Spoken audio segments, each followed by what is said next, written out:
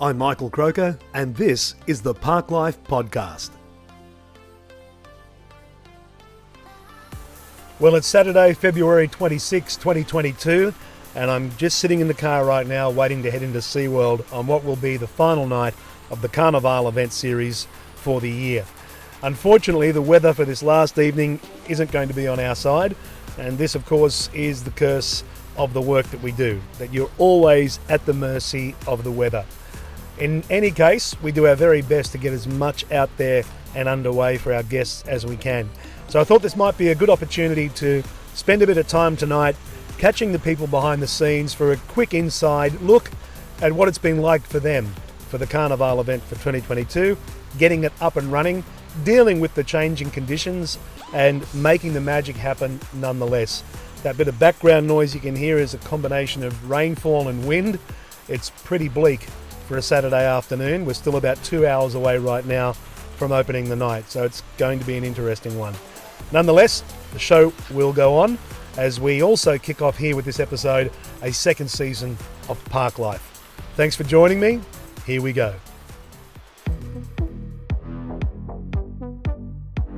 So I'm sitting with Glenn and Di from Oracle Liquid on the final night of CARNIVALE. We know what the weather's doing out there, guys. So I'll ask you first, Di, what do people not appreciate about how challenging it is with the work that Oracle does in the conditions that you've got to adapt to in real time? What's one thing people might find fascinating that you've got to contend with? Definitely. Even today with the weather the way it is, friends of ours just called thinking that it wouldn't go ahead because of the weather. But when they heard that it's still happening and we're still going ahead with it, they were actually quite surprised. So, there's no chance of it ever stopping, and the weather, except now. It's actually getting, that rain's falling heavier. It's getting loud, yeah. You've done shows and you do shows all throughout the year, all around the country. Can you recall, outside of what tonight's going to be, one of the real challenging environments you had to present in the last 12 months? The only time that we've had really challenging, like when it's Mother Nature, would be when it's really heavy winds for us. Yeah. That is more challenging than rain or... Right. The rain definitely doesn't affect our show. Yeah. It actually enhances it. Adds, yeah. Can you describe how it enhances it? The bouncing of the... I guess it's the light lasers, refraction, is it? Lasers and lights on the rain, yeah. Fantastic. So it's just more water to bounce off. That's wonderful. Thank you so much. I'm also sitting here with Glenn, of course, who's at your side, pointing at himself for attention. He seems in a lot of need of attention. Glenn, it's last night of CARNIVALE. The rain is falling heavily. You've been here before. And how many years of CARNIVALE at SeaWorld now for you? Whoa, what is it, 2017? 18 was the first year, yeah. So it's just been an amazing ride, actually. I say to people, when we first started, we only had 7 jets, 7 pumps in the first show, and now we're at like 60 or 70. Wow. So the scale that has increased every year has been huge, and I think that's the benefit of coming to CARNIVALE, because you know that when you come, you will be seeing a new and better show every time. Do you welcome that challenge of having to up your game and the stakes every year so that it is uniquely different for people? Yeah, I guess that's what makes the job so exciting, that there's always some new challenge and something you've got to achieve. Obviously, in the initial creative moments when you come up with ideas, it's fantastic, and then when you realise just how difficult that task is to deliver it, in the middle of it, we're like, whoa, what did we do? How much we've laid so much down in front of us. What the hell are we doing? But and then we see the show and we hear the audience, and it's just, thankful that we did try. Even as we're talking now, they can hear that rain now is getting stronger and stronger. What kind of numbers are in a team of people to build a setup like the setup we're seeing here at SeaWorld this year? It sort of ranges, because there's a few different parts. There's the load-in, there's programming period, and then there's the show nights, and there's load-out. So during the load-in and load-out, there's 7-8 people to operate, around 3 to 4. So it adjusts as we need. Yeah, and I imagine it's a fairly grueling setup and striking of everything, isn't it? It's a fairly large rig, it's a fairly large install. Yes, it is. It's what have we got? 6 or 7 40-foot containers full of equipment. Wow. For this year. Yeah. And again, going back to the first year, I think that was only two containers. So it's 7 40-foot containers. And if anybody knows what container sizes are and just how much gear you can fit in that, it's a lot. It's something like 60 or 70 ton of equipment. Wow. That's not including about another 10 ton of anchor blocks under the water that hold everything in position. Yeah, that's incredible. To give people a sense of the scale lift this year, could you just take us a little bit through, you touched on it a moment ago, what elements in this year's setup take the entire show to another level? I think it's a combination of the increase of everything. Everything has been increased. So I'm talking lighting, LED lighting, the fountains, how many nozzles we have. You know, when we pump water out of our nozzles, they're all controlled by robotic systems. So there's a hell of a lot of them this year. I think we've got over 40 moving nozzles. We've got 45 metre air shooters. And 4 35-metre moving jets as well. Right. It's just more of everything. The amount of water we're throwing up in the air is just crazy. How do you take it to another level in 2023? Any ideas yet? Well, that's the beauty. We always designed, at least initially designed, the concept for the following year while we are here. So Right. we have already laid that down, already done a design for it. And I think the reason why we do that is because we need to do it while we're fresh. We're here, we're watching the response of the audience, we know which bits work or which bits need to be increased, and so work on it now. Get that design and look at it and compare, and then we know that next year is going to be. Good stuff. Well, good luck to all of us tonight. Yeah, awesome. Thanks, guys. Okay, so with the sound of rain falling down on us, I'm just park walking now with Chris Grew. Chris is the creative director for the show and entertainment division within Village Roadshow Theme Parks, and certainly one of the key creative leaders behind this year's 2022 event. And on this last night of the event, the weather hasn't been kind to us, as we know. So Chris, we're on our way now into the heart of SeaWorld. Can you just tell us, how long have you spent working in pre-production on the event this year around, and what's involved in it?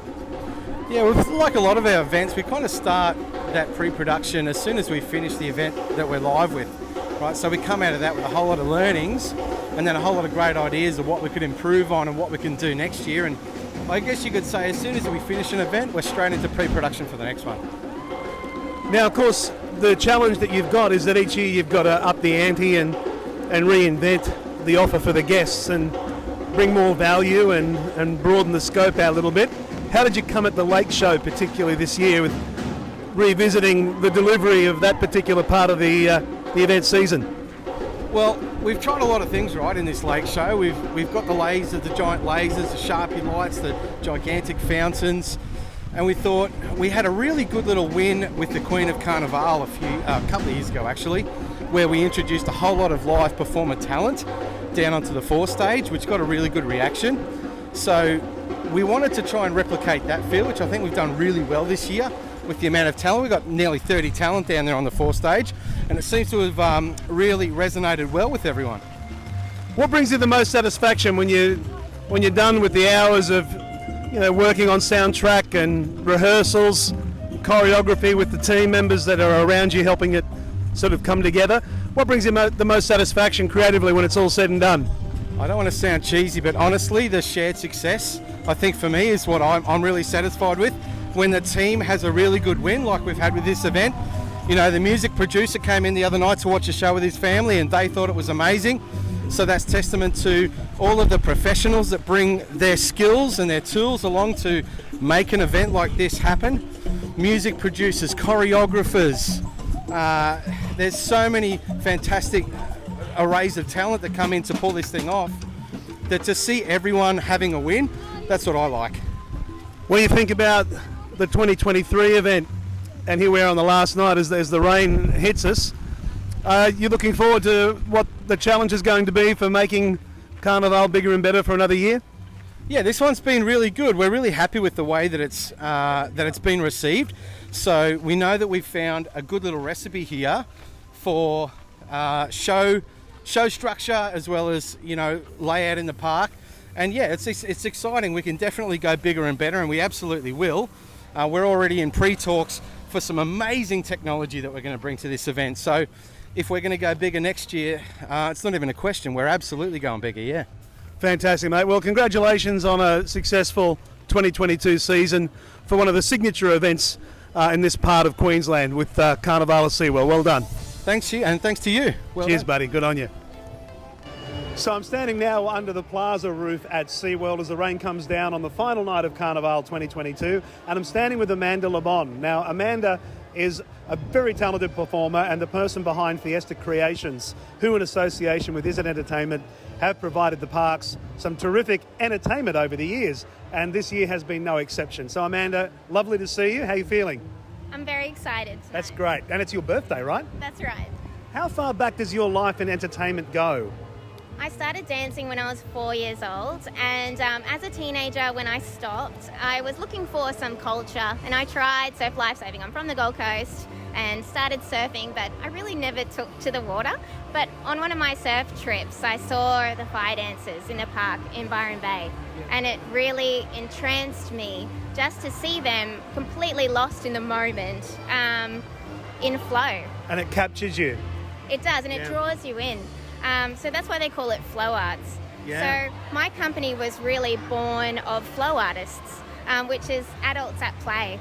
And I think it draws people in, add a costume, add a group of creatives, and you know, you've got some really exciting performances. One thing I know that we've seen directly when you're here with your team offering an entertainment package is it's all about human connection, isn't it? It's about creating a moment in real time with whether it's one or two or more people. Isn't that part of the magic? Because I guess what you've got to try and do is keep people present in their bodies and keep them having an experience, an emotional experience. That must be really rewarding for you.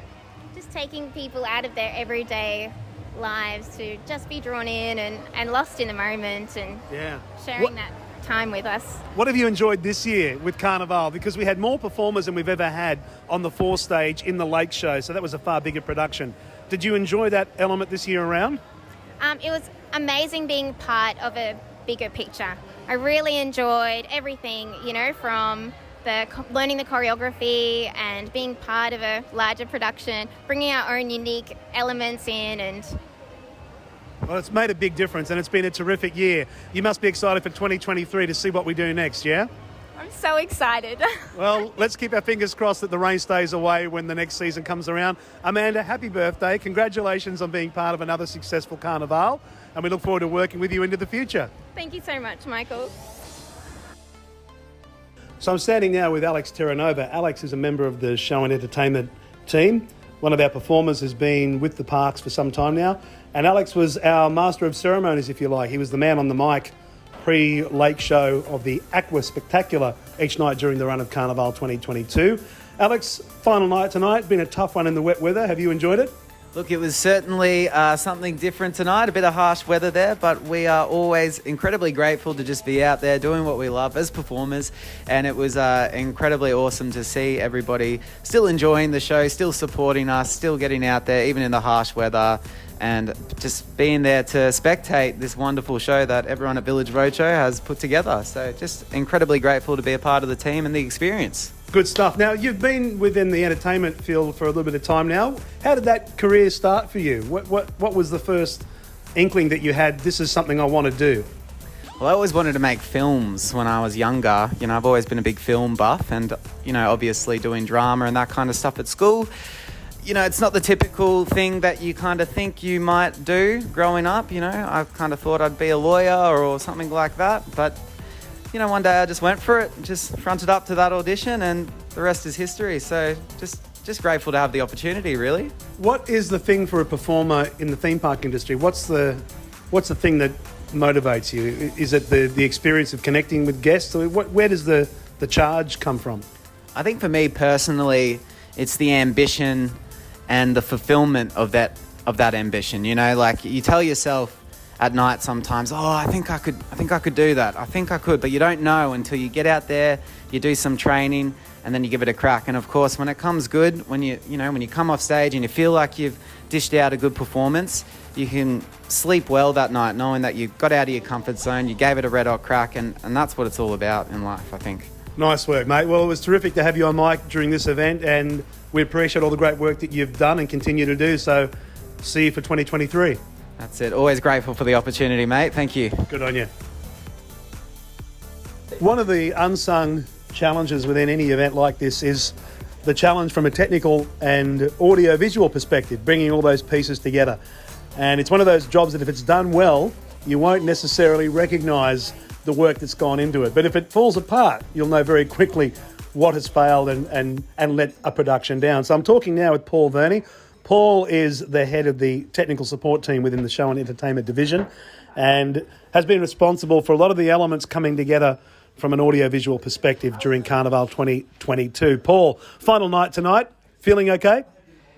Really good, regardless. Considering the weather we had tonight, and I thought it was actually spectacular, and it was very well received. One of the challenges you had this year is that for the first time we introduced live drummers on stage at kits that needed to be mic'd up and put through the front of house system while we had all the talent on stage and all that other craziness going on around them. So can you just tell us, that's one of those things the guests might look at and see we've got two kits set up either side of the main stage and there's live performances happening there, but it's not a straightforward setup. So how long would it traditionally take you during the run to get those kits just set ready for show and mic'd up? Because that's an art in itself, right? Yeah, absolutely. Being a drummer and being in the music industry for over 30 years, it usually would take a good 5 hours. I would get there to the gig nice and early, set up, and then we've obviously need a tune. But I've got a fantastic team behind me, so I've got a great tech team, and we all made it happen and make it sound spectacular with two drum kits and with that little time we have every single night, and still the guys deliver on point. Fantastic. Now, of course, it's not just that element, it's a park-wide activation. So SeaWorld itself is a sprawling site, so it's not a very quick job and it's not an easy job. So how do you find that challenge of coordinating your team to get through every corner of the park to bring it alive from an audio-visual perspective? I just look at split it up as if I'll put obviously I've got a big team every night, so I'll have one guy or one of the techs looking after our plaza area. Then I've got another team together to put all of our truss together with all the drum kits, get it all mic'd up nice and quick. And every night, every week that comes in, it's just human nature. It's just very easy after a while. Yeah. And look, you've been within the theme park industry and, as you mentioned, in the live music scene, the entertainment industry for most of your life. What's the joy for you in the theme park business, particularly after all these years? What keeps you in the game? Like you said it, like the entertainment industry is actually my life. I've been in this life for literally half my life, basically, even more, even before I started Movie World back in 1999. So I've been in the theme parks for 23 years this year, which is great, and I'm still enjoying it every year. Every year that comes in, it's always a buzz. It's very rewarding at the end of every event. You just go, wow, I'm so happy that we did this and we always succeed. Fantastic. Well, it's the final night of another event, and I know you've got a big night ahead with the team just bumping out and striking everything and preparing the park for its business tomorrow. Congratulations on a successful 2022. Thanks, Michael, and you too. No, please don't. Oh, no, go on, just a little bit maybe. Well, the head of department. No, there's no need for that. That was Paul Vernon. Paul, thank you, mate, and congratulations. Thanks again, Michael. It's an absolute pleasure. Cheers, mate. Thanks for listening. I hope you enjoyed this little peek behind the scenes at SeaWorld Carnival 2022. Now, a little bit of an apology around the quality of the audio there, but I was out in the field and trying to keep it as grounded in reality as I possibly could. There'll be more episodes coming up very soon, In fact, I'll be taking part in a special industry event where Parklife will capture stories from industry partners right around the country, and I'm really looking forward to sharing those stories with you a little bit later in the year, certainly before June. So thank you for your patience with Season 2 returning, but I can assure you when it does come back, we'll be reaching out beyond the Village Roadshow theme park family and capturing stories of people who have been in the industry at a much broader level around the country. And some of those stories, no doubt, you'll find very fascinating indeed. Wherever you are in the world, stay safe, and thanks again for listening in.